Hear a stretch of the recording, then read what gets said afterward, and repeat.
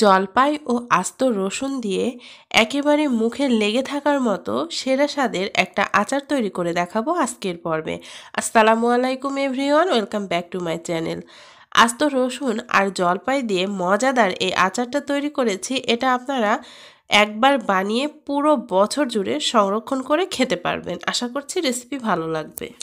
আচার তৈরির জন্য এখানে আমি আধা কেজি পরিমাণ জলপাই নিয়েছি। জলপাইগুলোকে আগে থেকে খুব ভালোভাবে ধুয়ে পরিষ্কার করে লম্বা লম্বা এরকম চিকন করে কেটে নিয়েছি।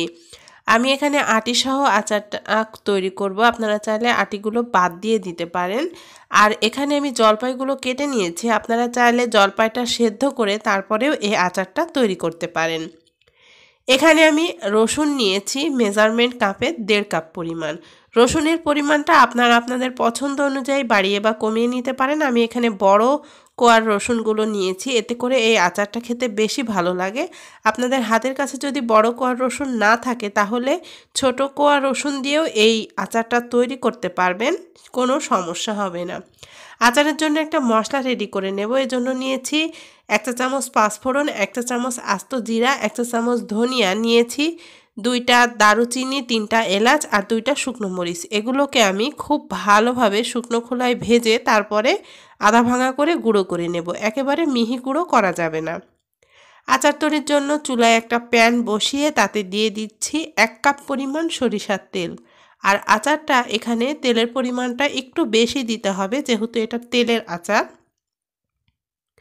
তেলটা গরম হয়ে আসলে ওই তেলের মধ্যে দিয়ে দিচ্ছি 1 চা চামচ পাঁচফোড়ন, 4-5টা শুকনো মরিচ মাঝখান থেকে 2 ভাগ করে নিয়েছি, 2টো দারুচিনি আর 2টা এলাচ দিয়ে দিলাম। এবারে এগুলোকে তেলের মধ্যে একটু ভেজে নেব।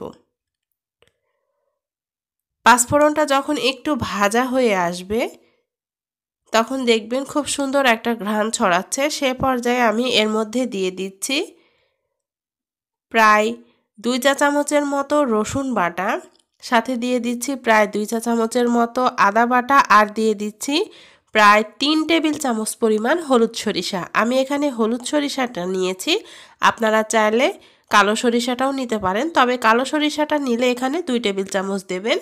হাফ চা চামচ পরিমাণ হলুদের গুঁড়া দিয়ে দিলাম, সাথে দিয়ে দিচ্ছি 1 চা চামচের মতো মরিচের গুঁড়া। ঝালটা যে যেমন খাবেন সে অনুযায়ী দেবেন। দিয়ে দিচ্ছি 1 চা চামচ ধনিয়া গুঁড়া আর 1 চা চামচ জিরার গুঁড়া।